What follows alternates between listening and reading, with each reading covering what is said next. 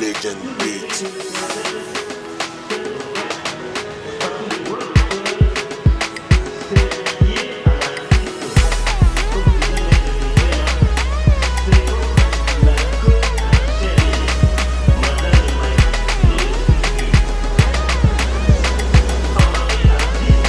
Et c'est là que nous invitons Madame. Mais avant que vous ne puissiez passer, Madame, on veut faire votre connaissance. Et pour cela, j'ai donné la mission à Rosie pour vous présenter. Elle a dit qu'elle vous connaît mieux que moi, donc je vous donne la parole. Rosie. Voilà, applaudissez encore une fois le plus. J'ai l'impression qu'on l'ait mis. Pourquoi c'est la vie chaud? Pourquoi ça? C'est beau le bas, c'est beau Kata? Voilà, on finit d'ici peu, chers invités. Alors, rapidement, on va passer à la présentation de notre troisième conférencière. Tout d'abord, vous devez savoir que la femme parfaite, c'est malgré nos défauts, nous sommes femmes. Nous devons avancer sans pour autant relâcher quoi que ce soit. Alors, notre troisième intervenante s'appelle Madame Souloubika Achadolo. Elle est veuve et mère de 2 enfants. Elle est née le 24 février 1900 Poitiers. Elle est de la nationalité congolaise. Elle est diplômée d'études supérieures en droit public de l'Université de Kinshasa depuis avril 2015 et doctorante en droit public. Vous devez savoir que Madame Achadodo a aussi effectué d'autres formations, en tout cas étant une femme autonome. Elle a fait une formation en informatique, une formation également en droit de l'homme, une autre formation en décentralisation et aussi une autre formation sur les techniques de communication pédagogique. Notre troisième intervenante, je dirais qu'elle a une biographie congolaise digne d'un film à grand budget. Mais je vais mettre un peu de temps, mais ne pas tout citer en tout cas. Elle a beaucoup d'expérience professionnelle, beaucoup, énorme même, j'ai envie de dire. Toute dernière expérience professionnelle, je vais le prendre par cause de temps. C'est depuis novembre 2002 à ces jours. Elle est employeur, elle occupe le poste d'avocate et spécialiste de droit de la femme. Alors sous vos ovations, nous appelons Madame Acha pour sa troisième intervention.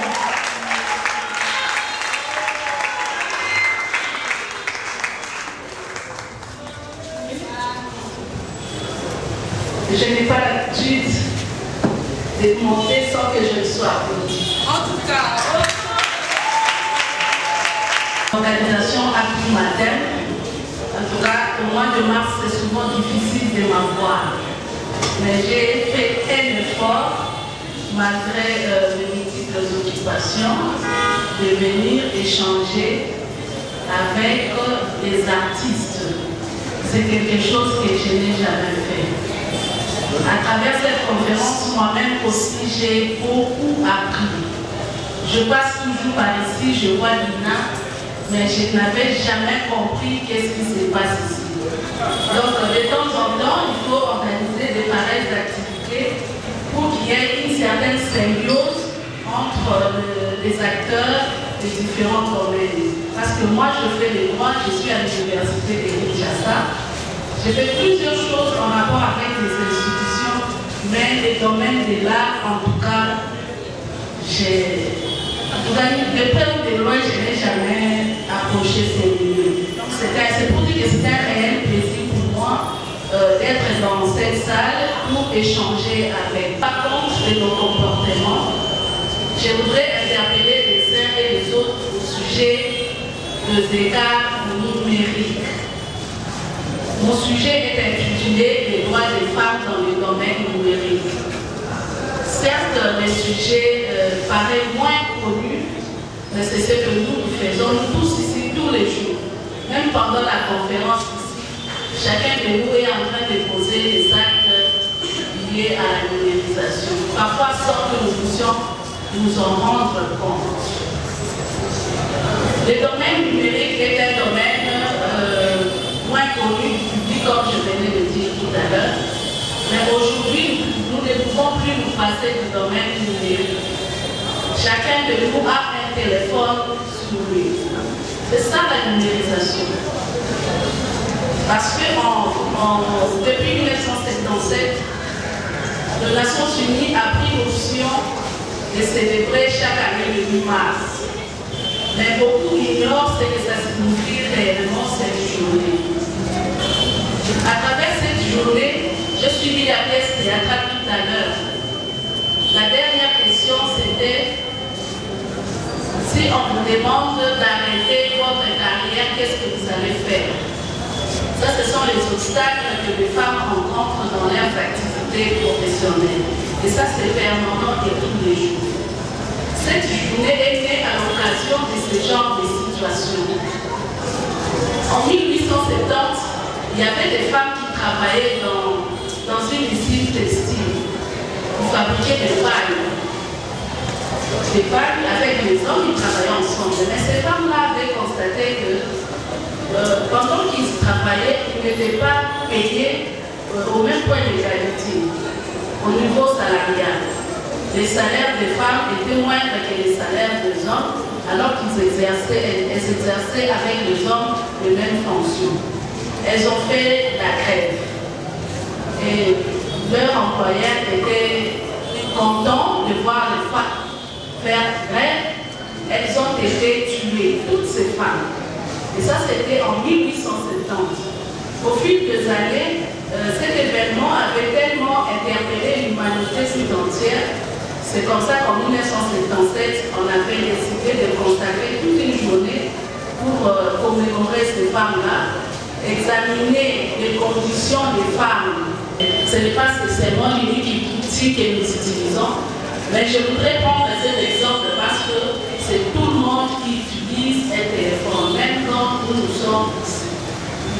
Certes, les femmes ont droit au téléphone à ce jour, mais les écarts numériques sont là. 50% des femmes qui représentent la population congolaise à ce jour, d'après une étude, c'est 37% des femmes ont accès à l'Internet. D'ici quelques années, 75% des emplois seront des emplois liés à la numérisation. 75% des emplois. Beaucoup de choses que nous faisons aujourd'hui en se déplaçant, dans quelques années, nous n'allons plus les faire.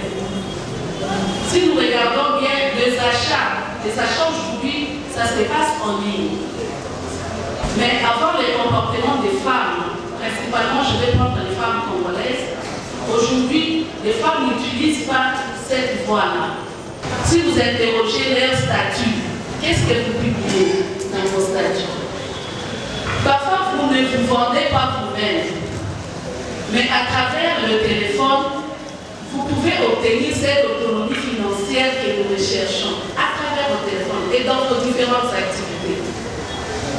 Mais dans la plupart des cas, nous ne le faisons pas. Aussi, à travers les téléphones, certes, les femmes ont droit au téléphone, certes, ils les utilisent, mais plusieurs défis peuvent également être relevés, qui font assez que beaucoup de femmes n'ont pas accès à la numérisation, n'ont pas accès à l'Internet. Elles n'utilisent pas le téléphone. Alors qu'aujourd'hui, à travers les téléphones, la vente en ligne, on peut vendre des milliers et des milliers de sacs. Simplement parce qu'il y a plusieurs défis. Certaines de ces femmes n'ont pas de téléphone. Il y a des problèmes d'électricité qui se posent. Il y a le manque de moyens financiers, de l'autonomie financière dont nous parlons aujourd'hui. Certes, nous pouvons utiliser les téléphones, certes, nous avons le droit d'utiliser les téléphones, mais les défis sont là. Les défis sont réels. Et il faut apprendre à les contourner. Mais malheureusement, malgré que les femmes ont le droit d'utiliser les téléphones, elles font également objet des attaques. Elles chantent dans la musique religieuse. Elles sévissent à travers les téléphones, exposer sa nudité. Ça, ce sont des violences très très graves opérés à travers les lignes, les Facebook, les YouTube. Plusieurs femmes font objet aujourd'hui des violences, sont victimes très sérieusement des violences. Parfois, nous ne nous rendons pas compte. Cette femme, à cette occasion, j'ai suivi moi-même au niveau de YouTube, elle parlait d'elle-même, comment est-ce qu'elle a été violentée, comment ses droits ont été très sérieusement violés. Il y a eu un youtubeur qui a lancé dans le YouTube sa vidéo. Naturellement, on a pris la vidéo d'une femme toute nue, on a pris son visage. On a mis ça dans les réseaux sociaux et cette vidéo a fait le tour des réseaux sociaux. On a commencé à relayer cette vidéo en permanence. Et les journalistes, surtout les animateurs de YouTube, ils ont commencé à relayer cette vidéo en faisant des commentaires dans le but de rechercher simplement les vues. Cette façon de faire viole les droits des femmes. Très sérieusement. Imaginez une mère se voyant présenter de la sorte dans les réseaux sociaux, au regard de ses enfants, de son mari, de sa belle famille. Quelle serait la suite pour une telle femme? Sa carrière a risqué même d'être brisée. Voilà l'usage des réseaux sociaux, où est-ce que ça nous amène? Au lieu simplement de les utiliser à travers les achats des mégas, nous devons nous poser la question, qu'est-ce que nous gagnons à travers nos téléphones? Ça, c'est la question que moi je veux vous laisser. Parce que vous avez parlé de l'autonomie financière. Est-ce que votre téléphone vous produit de l'argent? C'est ça la question que nous devons nous poser. Très souvent, le téléphone ne nous produit pas de l'argent. Qu'est-ce que nous relayons? Qu'est-ce que nous publions dans nos téléphones?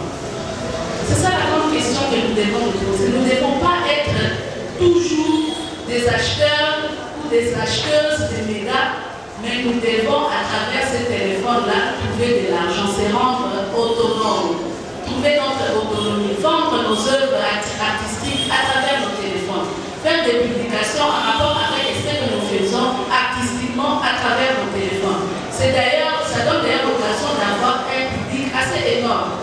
Très souvent ici, dans votre domaine, vous cherchez des producteurs, n'est-ce pas? N'est-ce pas? Oui, mais à travers vos téléphones, vous pouvez trouver des producteurs. Parce que vous avez un espace assez énorme. Beaucoup de gens vous voient.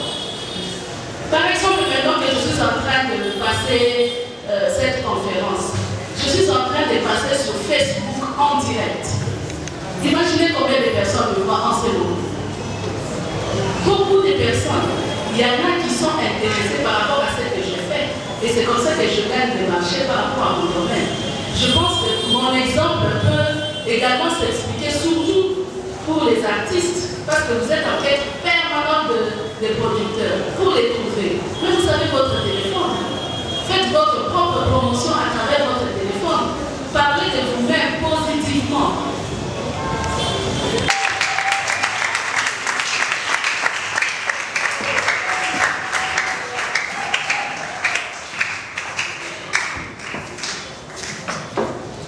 Merci, vous avez compris. J'espère que ça a été compréhensible. Personne, c'est une question juste comme ça. Moi, je veux savoir. On a déjà l'étape des questions-réponses. Soyez concentrés. Là, je veux poser ma question, mesdames. Elle aura le droit de faire son autonomisation tant qu'elle ne connaît rien du tout. Elle continuera, par exemple, cette femme qui fait des chants, elle continuera toujours de faire son autonomisation dans son champ, ou elle doit encore passer dans les centres et se faire éduquer. C'est ça ma question. Merci. C'est très très important. Tout à l'heure, je venais de vous dire que dans quelques années, 75% des emplois seront des emplois numériques. Par exemple, quand vous voulez prendre de l'argent à la banque, c'est la numérisation. Les opérations que nous faisons avec M-Pesa, Internet, c'est la numérisation. La femme doit être inclue dès le départ, dès maintenant. La femme doit prendre conscience de l'évolution de la technologie. Très, très important. Nous devons tous être impliqués. C'est maintenant que nous devons apprendre à utiliser les ordinateurs comme il se doit. Parce que aujourd'hui,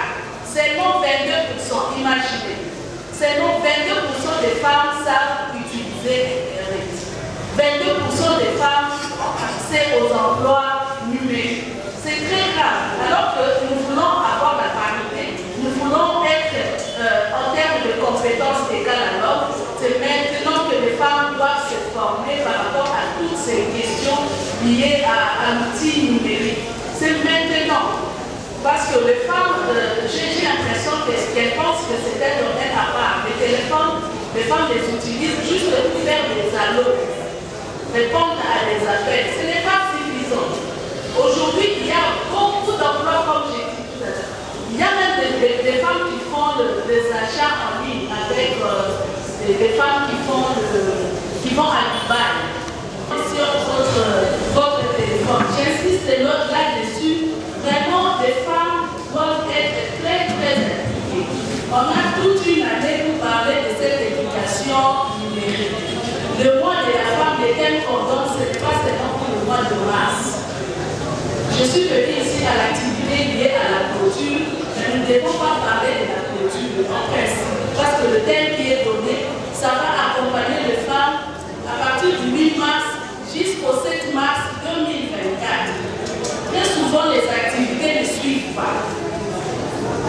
Je vais demander aux étudiants de deuxième licence de poursuivre avec ce genre d'activités. C'est très important parce que la formation, ce n'est pas seulement en un jour. L'éducation, ce n'est pas en un jour. Tout à l'heure, on a parlé de l'absence de solidarité entre les femmes. Ça, c'est aussi une réalité. Je voudrais encourager les organisatrices. J'ai appris que ce sont les étudiants de deuxième licence et que cette fois-ci, c'est la première édition. Elles ne doivent pas se fatiguer. Tout le monde ne vient pas le même jour. C'est l'occasion de les encourager à continuer à avoir une deuxième édition, une troisième édition. Au fur et à mesure qu'elles vont s'imposer par rapport au fonctionnement de l'Institut, et ça deviendra une activité assez visible à l'université. C'est aussi l'occasion d'attirer un peu l'attention des autorités. Très souvent, quand il y a des activités de femmes, les autorités envoient souvent les collègues des experts pour aller suivre les activités. Le développement de la femme, c'est l'affaire de l'homme et de la femme. C'est une question de droit de l'homme. Vous ne pouvez pas être en train de former les étudiantes ici à l'université et ne pas s'intéresser à leurs activités. Tout comme les autres activités, quand les étudiantes organisent une activité, les autorités doivent les accompagner. Si à ce jour, les autorités étaient sérieusement impliquées, on aurait mis une salle assez pleine. Parce que dans l'administration, ici à l'INA, il y a des femmes. Elles sont nombreuses. Mais c'est en termes de soutien. Quel est le soutien que l'homme de l'INA a donné à ces femmes? Voilà un peu ce que je voulais dire à ce sujet. Il y a une question qui est liée à l'autonomisation de la femme. Oui, certes, l'autonomisation dont nous parlons ici, c'est par rapport à nos domaines respectifs. Moi, je suis avocate, je cherche mon autonomie par rapport à ma profession. Tout à l'heure, on venait de vous dire que je suis veuve. Je suis veuve depuis il y a 2 ans.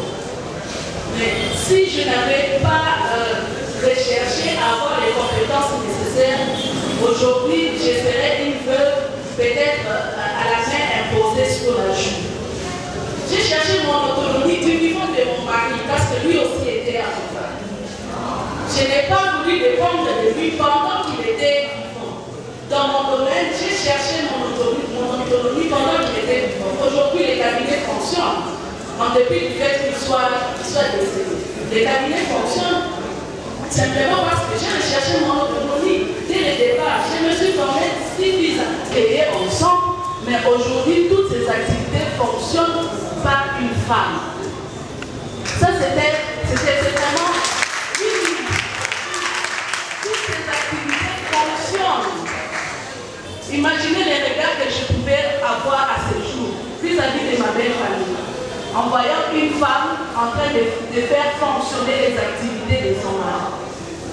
Nous ne devons pas considérer le fait que nous soyons mariés comme un handicap, comme une occasion de se montrer faible. Non, non, non, non.